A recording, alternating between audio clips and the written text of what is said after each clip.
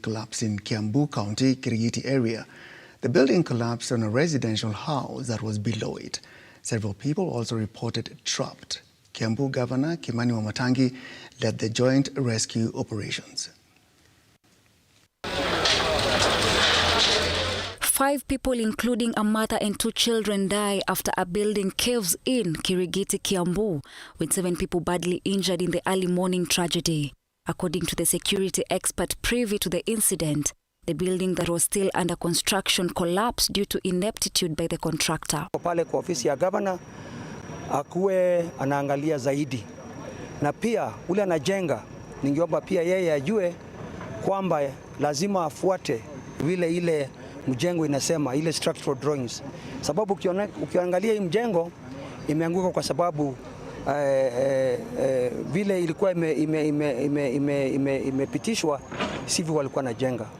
Kwa hivyo mimi ningependa tu kuunga mkono governor, na governor amesema atafuatilia hiyo maneno, na mimi nitakuwa tuko na yeye kuangalia hiyo maneno. By the time we were going on air, Kenya Red Cross officials, Kiambu County Fire and Disaster Management Department, Kenya Police and Kenya Defence Forces were still combing through the debris to evacuate over 10 people who are said to be trapped in the rubble. Kiambu head of DCI, Richard Mwaura, who was flanked by Kiambu Governor Kimani Wamatangi, said that investigations are ongoing to bring to book the alleged negligence by the contractor. But ukitaka kujenga, hakikisha kwamba unafuata sheria. Na mimi nasema kwa vile hii ni idara moja na mahali moja ambaye nitaangalia kwa makini sana. Nataka niwaambie watu wetu, tutembee safari moja. Kwa vile kutoka sasa vile tumeingia kwenye hii kazi, mimi nitaanza kuzunguka mimi mwenyewe binafsi na kuhakikisha kwamba tumekagua hizo mijengo zote ambazo mbeleni walikuwa wamepatiwa licenses na permits za kujenga, na tuhakikisha kwamba kila mtu anafuata kanuni na kufuata sheria ya ujenzi. This is not the first case of a building collapsing in Kiambu region. Last year in October, a 9-story building under construction in Ruiru near Tatu City in Kiambu County collapsed. Also in August 31st last year, another 5-story building under construction in Gashie, Kiambu County collapsed, killing 5 people. Grace Mureithi, Lookuptv.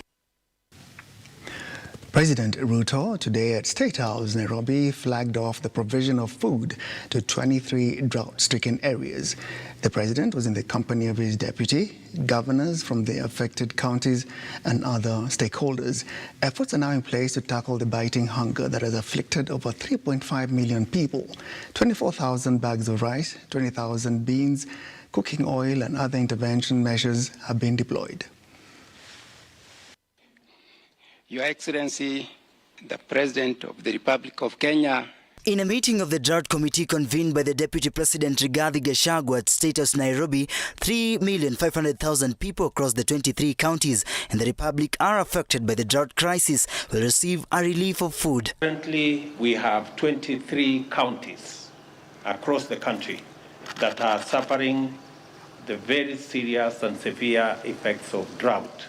With a high recent number of loss of lives and livestock in the areas across the country due to lack of food and resources, President William Ruto stated a strategic plan to curb the biting hunger. I have asked the Deputy President to, on a weekly basis, make these consultations possible so that we can monitor as government the steps that are required for us to ensure that no Kenyan dies of hunger.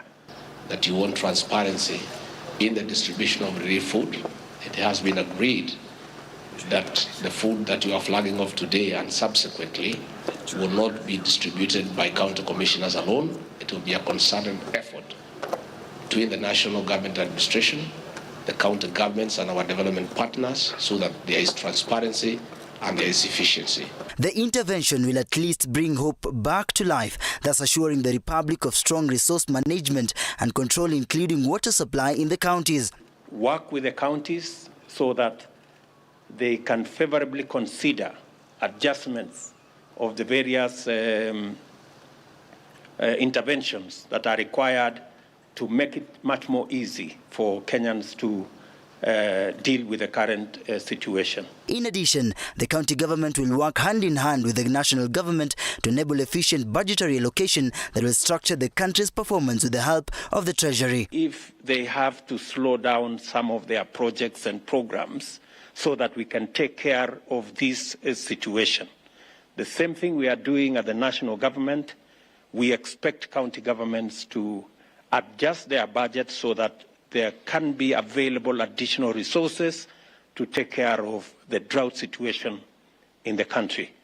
Ruto also promised to mobilize resources for animal offtake that will save their lives even with lack of assorted animal feeds, as well as long-term solutions for climate change. He says, we will also be mobilizing resources for animal offtake where we find that the animals are too weak.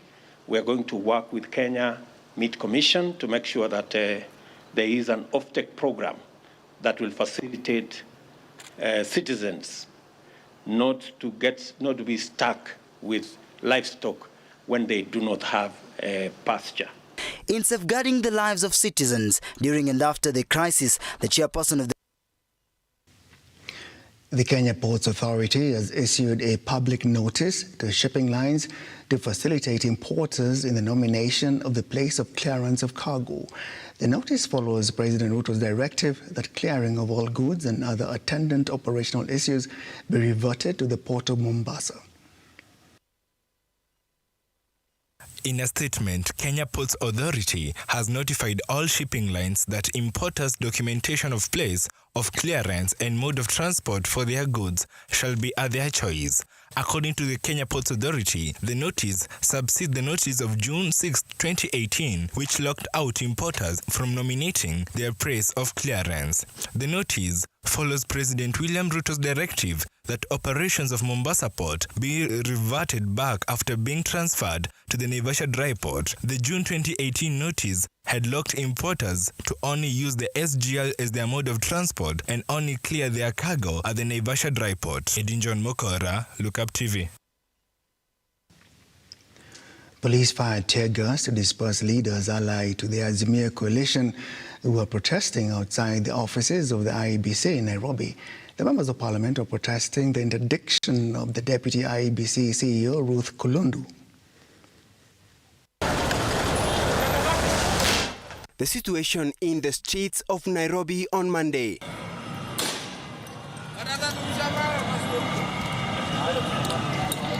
Police lobbed tear gas to disperse Azimio One Kenya allied MPs as they engaged them in a running battle as they attempted to access the IEBC headquarters.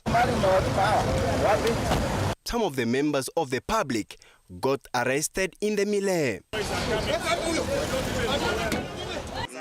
Yeah, these are Kenyans who are interested.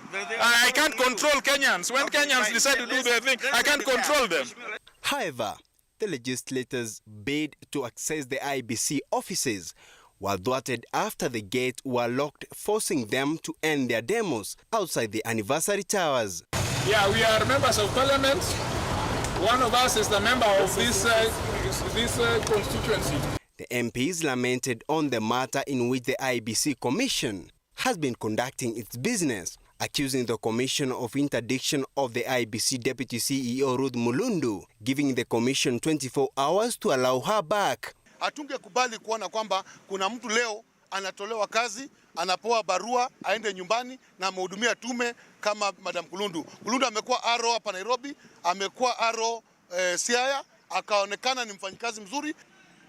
We demand as follows. Number one, that IEBC immediately reinstates Ruth Kulundu to her rightful position of Deputy CEO within the next 24 hours.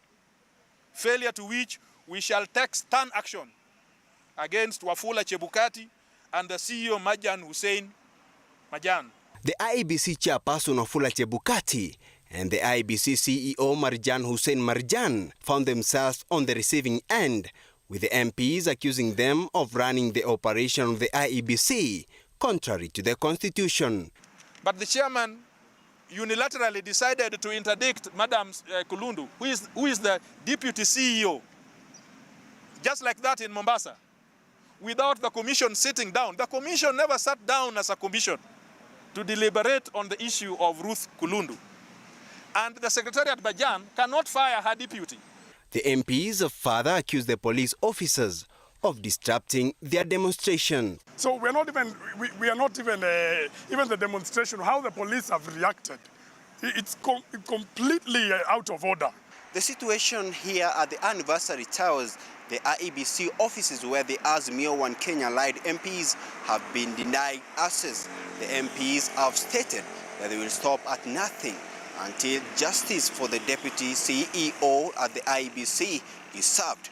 Reporting for Lookuptv from the Anniversary Towers at the IEBC offices, my name is Shadrach Kareria. You're watching the news on Lookuptv. We take a short break now. We'll be back with more.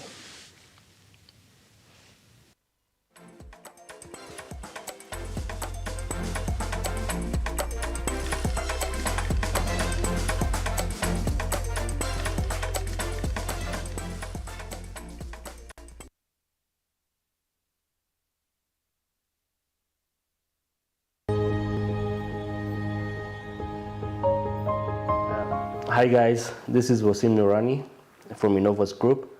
Innovus Group was founded in 2018 as a consulting group focused on providing services for all your business needs with offices in Mombasa and Nairobi, and with a core team of experienced staff. We are able to provide you with services in audit and assurance, tax advisory, financial and ICT consultancy.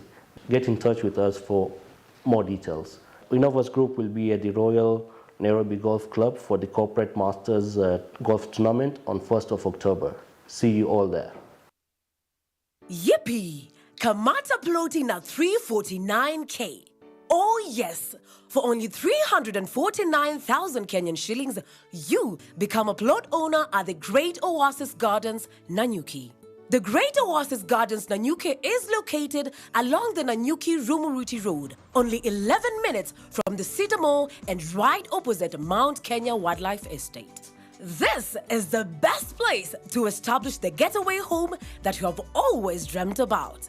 For every 349,000 that you deposit or pay as installment towards any of Optiven's plot of land, you get 10K cash back instantly. Jaza basi twende Nanyuki. Bigger is indeed better.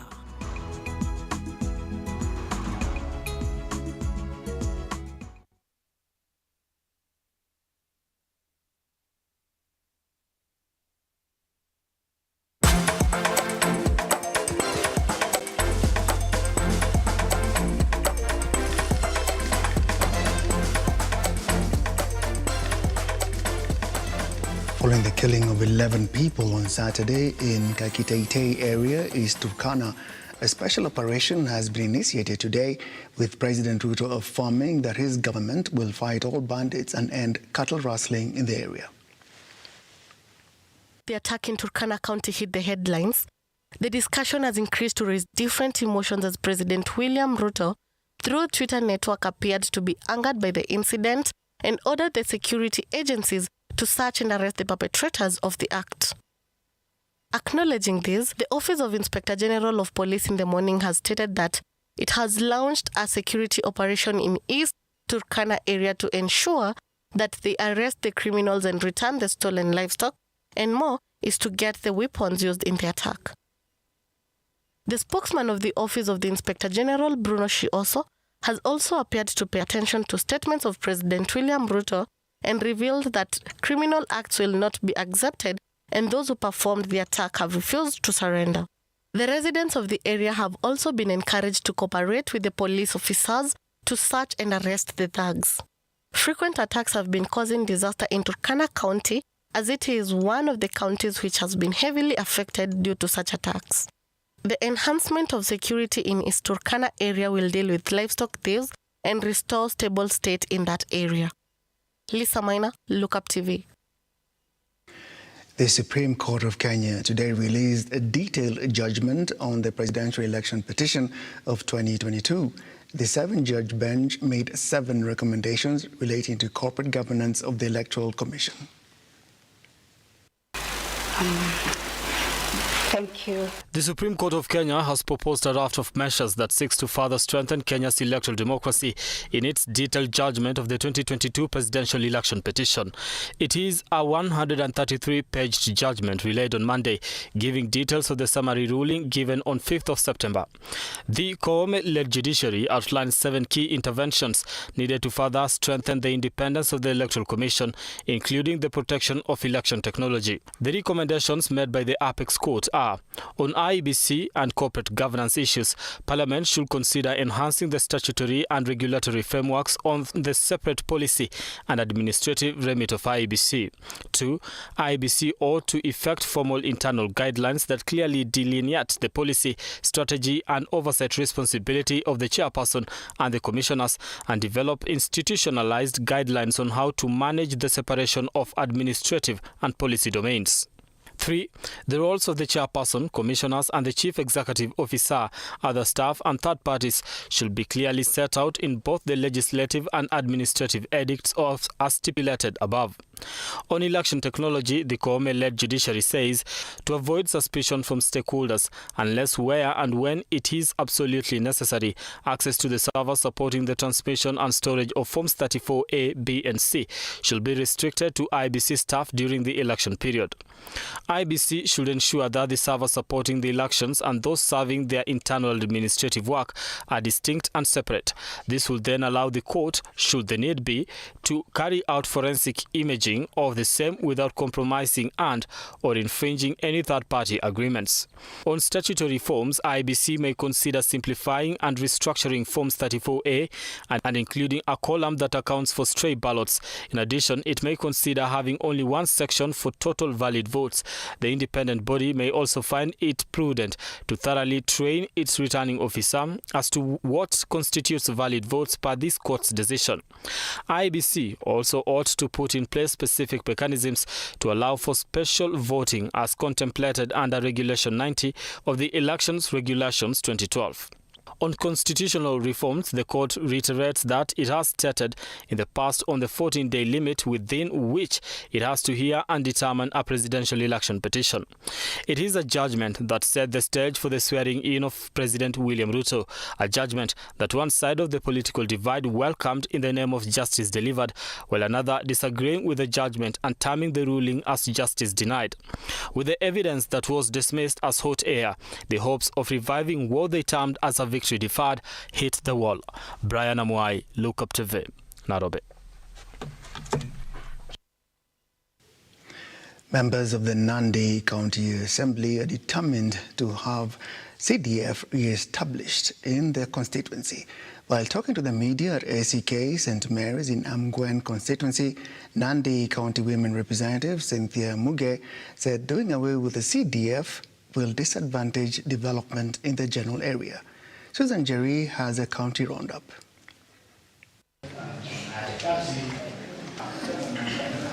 Nandi County Assembly's MCAs have declared to ensure that the County Development Fund is re-established. Addressing the media at ACK St. Mary's Kiminda Mgwen constituency, Women Representative Cynthia Muge said that CDF has helped Kenyans and scrapping it off would be detrimental. I want to say that I am not a beneficiary of CDF, but the people that I represent benefit a lot from CDF. We want to ask the people who are trying to say that CDF is unconstitutional, that they are trying to say that the services that the people of Kenya, the people of Nandi, the people of this country do not deserve services that is school, building, and also bursaries. We want them to consider it. This transpires as the Treasury Cabinet Secretary, Ukur Yatani, states that CDF will not be included in the government's budget. Sisi wote tunajua CDF inafanya kazi kubwa sana, si ndio? Katika kulipa karo ya shule, ujenzi wa shule. So kwa hivyo wabunge wote tumesikizana ya kwamba lazima CDF ikue ili tusaidie wanyonge katika. In other news, the Pharmaceutical Society of Kenya North Rift Branch has declared that the lack of information among athletes is contributing to implications in the use of substances banned by the World Athletics Integrity Unit and is now seeking a meaningful engagement with the Anti-Doping Agency of Kenya. I've never had a partnership with Anti-Doping Association of Kenya. Anti-Doping Association of Kenya has been running independent education of athletes minus the technical people who are the pharmacists. They have said that over-the-counter drugs contain stimulant substances and that collaborating with the Poisons Board and ADAC will help foster civic education among athletes. Of course, there have been partnership with the Farmers and Poisons Board, but not Pharmacy Society of Kenya. So I need to put that very clear. But we are going to find a way of ensuring that we save our athletes from the embarrassment of having used, as my colleague has said, cough syrups containing the CNS stimulants.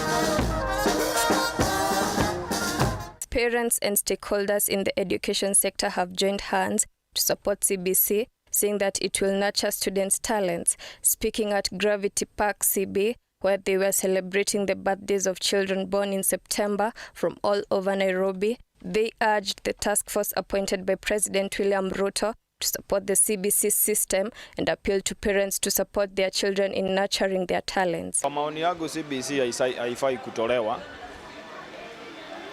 kwa sababu labda ni mfumo ambao watu walikibiria. Tukipaga vizuri CBC inaweza kutusaidia. Susan Jerry, Lookuptv. After a 2-year absence, the Nairobi International Trade Fair is back on at the Jamhuri Park. The Chief Administrative Secretary in the Ministry of Agriculture, Livestock and Fisheries, Ann Nyaga, has urged farmers to turn up in large numbers to learn new stuff and adopt new technological advances in agriculture. The week-long event is expected to be graced by President Ruto on Wednesday, while the ASK Nairobi branch chair has indicated they are expecting exhibitors from outside the country. I think as the ministry has mandated, our work is to ensure that there's both information flow, knowledge transfer, and also facilitation as to why this should happen, so that our farmers can continuously be skilled and also knowledge passed on to them so that we can be able to cope with the changing times. Ours is to encourage from the ministry farmers to come out in large numbers, critical stakeholders, anyone who has an interest in the agricultural sector to come and learn also, and also to come and also exhibit. Because we are living in times where we have to really adapt to the new, to the changing patterns in the climate. It can only be done when we know what to adapt to or to adopt in terms of the technologies. If it's seeds, we have our various institutions, that is the State Department, the state agencies, who have a specialized role in, say, seed production and also seed multiplication. We have a number of exhibitors, both local and international. I think international we have 300 or slightly more. And then we also have international, about 50 coming from countries across the world, including China and many others. Safaricom Investment Cooperative has held its groundbreaking ceremony for the Miran residents, a luxurious urban residential development situated at the western end of the Nairobi bypass in Ruaka, Kiambu County. The Miran residence is a 3-acre development that consists of studio apartments, studio lofts, 1, 2, and 3-bedroom apartments that incorporate modern architecture and new consumer trends to promote a holistic lifestyle in a secure and serene environment. John Mukora reports.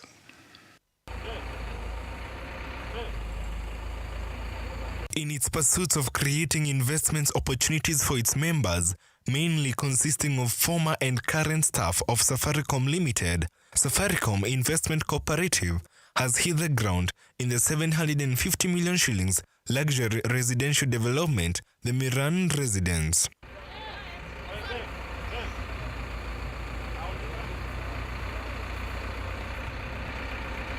Safaricom Investment Cooperative Chief Executive Officer Sarah Wahogo has said that the Miran residence is an exceptional investment not only because of the amenities but also due to the location, saying that Ruaka is a fast-growing area and they expect a rental yield of 7 to 8% due to the good transport infrastructure and the growing social amenities such as hospitals, schools and shopping malls.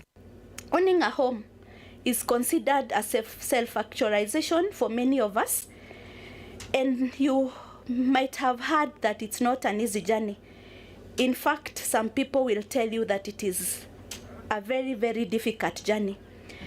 But we are here to offer you an easy way out as a homeowner for Miran. As I've said, that we are bringing you a project, we are bringing you financing options, we are doing the due diligence for you, we are doing a lot of the work for you. We are also making sure that the units are well priced, the most competitive in the market, and I can tell you for sure that for this kind of development, with the quality that we look at having, this is the best that you can get in the market. Speaking during the groundbreaking ceremony, the Director of Housing in Kiambu County, Julius Mololo, lauded Safaricom Investment Cooperative Society for contributing to the economic development of Kiambu County in land and housing. I know Safaricom is among the establishments that the county government of Kiambu can trust. We in the department support infrastructure around areas that we are coming up with affordable houses, and therefore I can assure you as Safaricom that whatever necessary infrastructure that you need, the county government of Kiambu is ready to support you. The praises for the Miran residents range from 3.2 million shillings to 6.5 million shillings. The Miran residence consists of a studio loft, and 1 and 2 bedroom units. Edwin John Mokora, Lookup Business. And that's the news on Lookuptv. Thank you for your company. Have a good night.